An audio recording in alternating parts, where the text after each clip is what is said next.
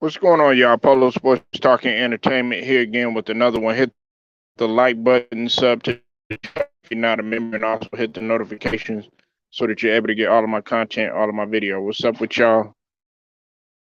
It's your boy, the True Viking, Dion Reed, and wait, what? Now, let's get right to it, okay? I'm not gonna key too long on this, but as you know, just recently, several weeks ago at the All Star game, Carl Anthony Towns came out and pretty much shocked the whole basketball world pretty much by being the first big man to win the three point contest, which is very impressive if you're looking at it from a standpoint of the first guy to do it from a historical standpoint.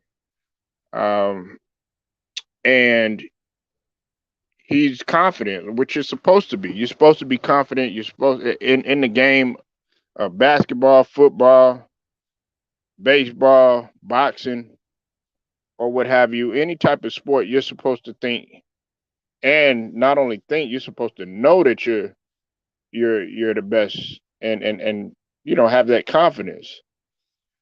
Carl Anthony Towns has said on record that he thinks he's the greatest big man shooter of all time. However, KD has came out and defended Dirk Nowitzki, saying that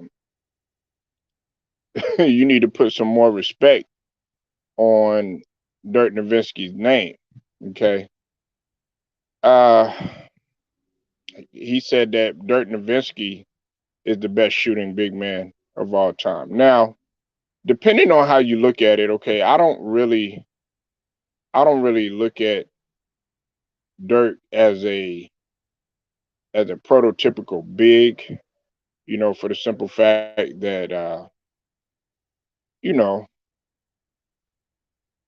it he's more of a stretch four. Even though he's 7 foot, he played his game was predicated on the perimeter, and he shot a lot of jump shots. And on top of that, he had an unorthodox game, but everybody used his Euro style unorthodox game. And on top of that, another thing that Dirk had, which was very brilliant, was his clutch gene. Now, although Dirk sometimes he could be rather inefficient, from a numbers perspective, they have him ranked number one. And this is what Kevin Durant had to say, and this was on ETC's podcast. He said, "quote There was a lot of bunny hops into jump shots and jump spins into shots that Dirk did, and he said it was impressive. The movements I was practicing to see him do it. I understand how his shot was so sharp to a T. So I wanted to get it to that point." And that's what he had to say. Now, for those of y'all that don't know KD and are real true KD fans, you'll know that Kevin Durant appreciated guys like Dirk Nowitzki, guys like even Larry Bird. He even studied Larry Bird, and quite naturally so. You're supposed to study a guy of that size, especially when you're primarily a jump shooter and a sharpshooter, which KD is. Okay. Now, do I have Cat as the best shooting big man of all time? Nah, I don't. I don't have him as the greatest big man shooting of all time. And if we're looking at it from a historical standpoint, from numbers wise, we can we could bring up some names that I think a lot of people would be quite shocked to hear, and especially you have to take into consideration the eras that they played in. Okay, so their percentages might not stand out. Now, uh, a guy that a lot of people don't really look at and probably don't even talk about is Andrew Bayani. Okay, he had a he had a 507 3 point career 3 point field goals made, and he shot 37% from the field, which at that time was pretty good and was pretty decent. Okay, because they were just starting to come with the stretch, that stretch four, stretch five. Another guy is Mehmet Okur. Okay, I looked at Mehmet Okur, and I'm talking about primarily big. Even though Peja Stojakovic was big for his size, he wasn't like your prototypical big. But Mehmet Okur shot 573 career 3 point field goals made with 37.7 percentage wise over the course of his career. Uh, another guy that I think gets forgotten about is Troy Murphy. He made 574 3 point field goals made, and he shot 38.9% over the course of his career. And I'm just talking about numbers. And you can't forget about Shannon Fry. Now, although he didn't make that many career 3 point shots, but you have to remember he started to go out and extend beyond toward the late stages of his career, and then also his role was primarily different in some of the places that he played. But he shot 363 career field goals made, uh, and also what was astounding about him is that he shot 40%, 40.3%. Okay. And I think the reason why they have Dirk Nowitzki ranked is because of the 3 point field goals made. He made 1,197 3 point field goals made, and he shot well over 38% from the field. However, I don't consider Dirk Nowitzki your prototypical big man. You know, I think a thing that gets forgotten is a guy like or some players that get forgotten. What's up with it, Scrub? I see you in the building. What's up with it, Theo? I see you in the building. I think a guy that gets forgotten about, like, the innovation per se, or some players rather, is a guy like Cliff Robinson. God rest his soul. You know, Cliff Robinson. He played the forward. He played the four and the five, but as he began to get in the later stages of his career, he began to, stretch out beyond the art. Sam Perkins, Big Smooth. I think he tends to get forgotten about. Even Arvidas Sabonis. You could see that basketball runs in his blood with his son. And I'm talking, like I said, I'm talking about bigs, like true bigs.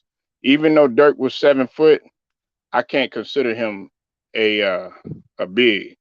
You said Cat is a very good three 3 point shooter, but not an all around shooter like Bob McAdoo. Well, you got to remember in this era, Theo, they're not so predicated on the mid range. Very few, they look at the mid range as a very low,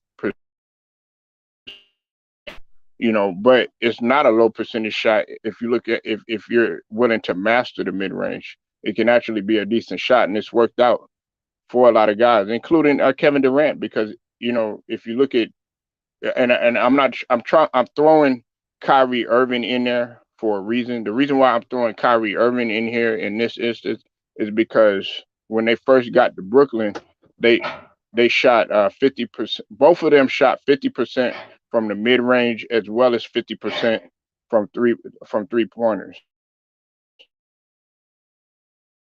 That's outstanding, especially when you consider how nobody really uses the mid range like that. And if you do use the mid range, a lot of guys they'll look at you like ancient or as if you're a dinosaur, so to speak. You but to say, man, like if okay, I'm gonna say this: if Cat continues on pace right now, where he's going, because you got to remember, man, he just started, really stepping out and shooting the three. I mean, with consistency. Okay, especially if you look, in his earlier years, Carl Anthony Towns was known to be inside, and okay, like for instance, all right, let's take a look and let's look at this, okay? Now,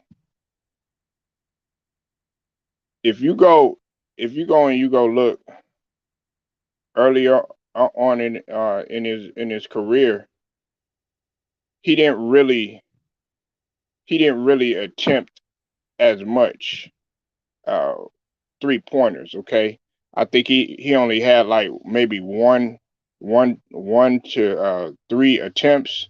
Now, where it really picked up, and I think where he started to see where okay, I could shoot the three was in the 2017 2018 season.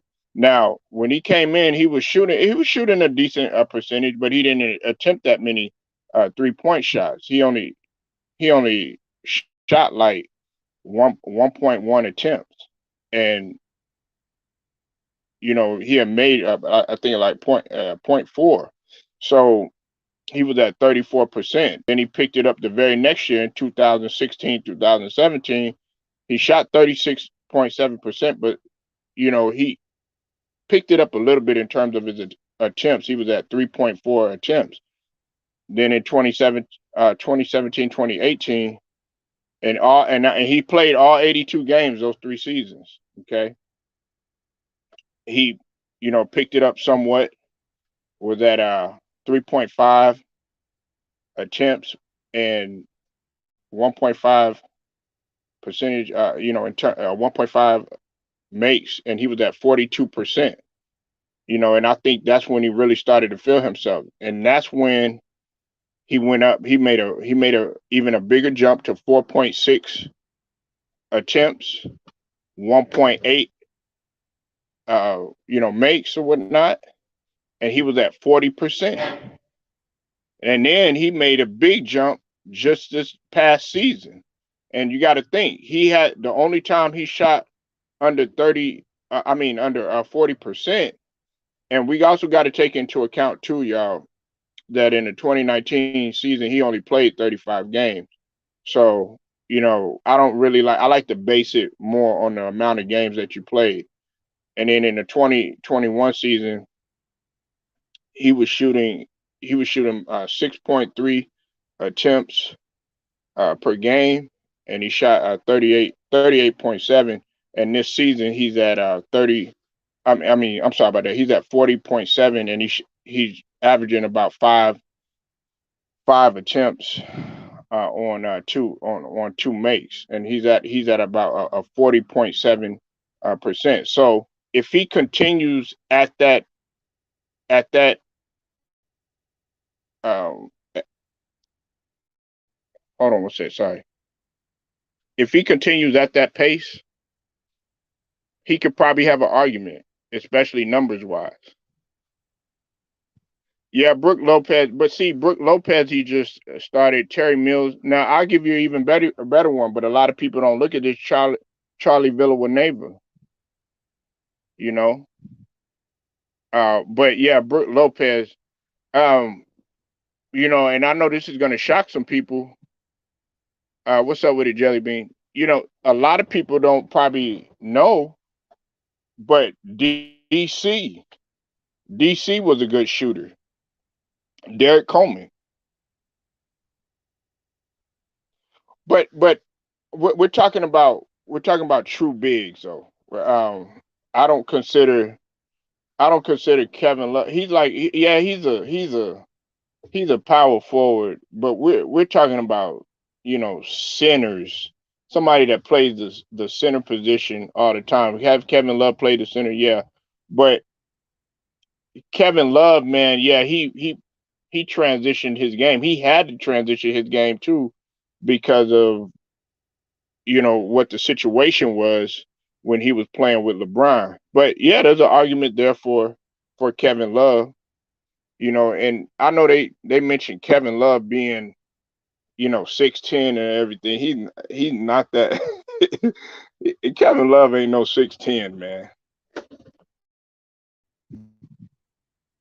He's not no 6'10", but I mean, Kevin Love, when he came over from Minnesota, he was primarily, a rebounder. He was just mainly like a rebounder and an inside man. But he had to change up his game. Now, if you want to look at it, percentage wise, well, let's go back. Let's look at the numbers then. Okay, when he first came into Minnesota, he barely attempted any shots. Dion barely attempted any shots. He only had like point 0.2 attempts. Then the very next year, I'm talking about in Minnesota, he had like 1.8 attempts. Then he gradually started to shoot a little bit more, and he started to shoot it with frequency. He went from averaging 2.9 attempts all the way into his highest when he was with Cleveland. He shot 7.7 attempts on 2.6 makes and shot 37.4%. And this year he's shooting 39.1%. So and Carl Anthony Towns is shooting about that rate. So Carl Anthony Town right now, he's got him numbers wise.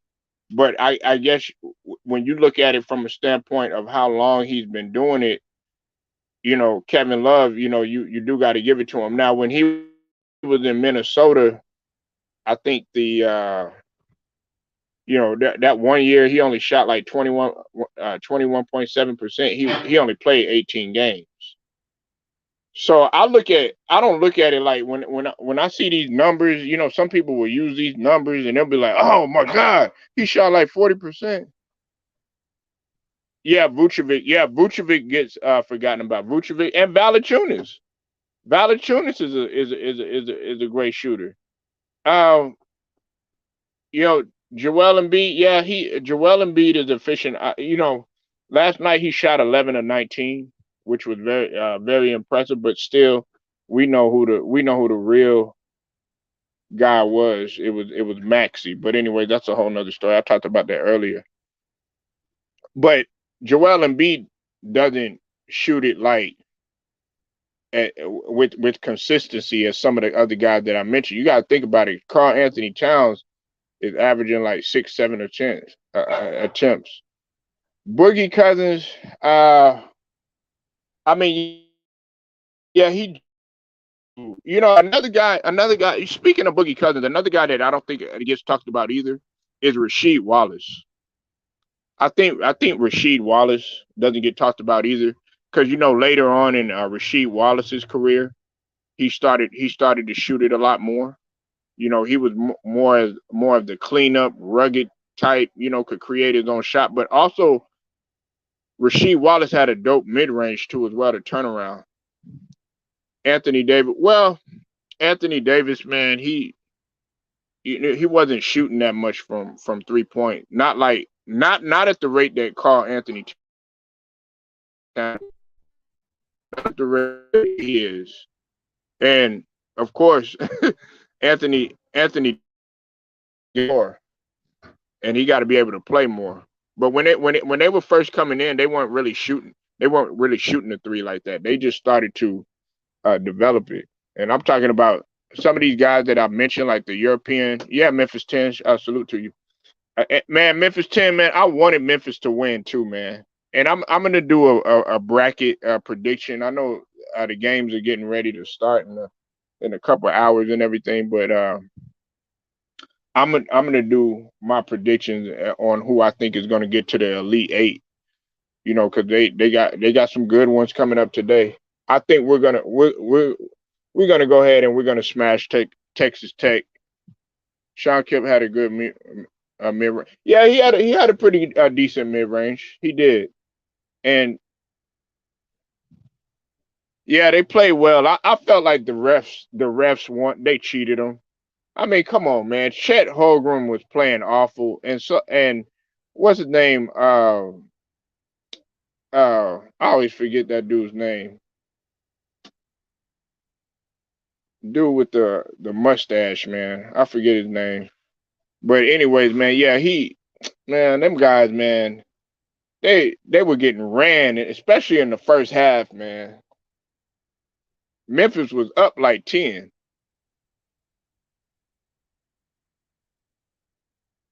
I love Rasheed Wallace. Yeah, man. Rasheed Wallace, man, he was phenomenal, especially as he got older. I'm talking about with the Detroit days. Yeah, Drew Timmy. There you go, Drew Timmy. That's his name. Yeah, but Chet Holmgren, he's not. I'm gonna talk about him later, man. But they're talking about he's the next KD and all this other stuff. I'm like, this guy right here, man. He needs to develop more. Banchero is ready for the league though, and he's gonna prove if he can get a couple wins at least to the final four. Oh yeah, he got the number one on lock. But I don't think Timmy's gonna be a good NBA player, and I don't think Banchero is. I mean, I don't think Chet Holmgren is. He's still got a lot of developing to do. But to say that guy's gonna be like, he's not even that. Man, he's not even that, man. Jonathan Bender was cold coming out of high school. He was way colder. Jonathan Bender could handle the rock. He could get to the rack. He could pull up on you. Nah, man. Come on, Memphis 10. He was way, way, way better. And you got to remember, Jonathan Bender came out of high school. I wish he would have panned out, man, especially when he played for Indiana. Yeah, Bender was nice, man. Fender Bender. Yeah, they was nice. Him and Al Harrington, I remember them guys, man, coming out. But yeah, man, y'all tell me what you think, man. Y'all leave your comments, man. Like the video, share it, subscribe, hit them notifications so that you'll be notified. Polo Sports Talking Entertainment. I'll get at y'all later.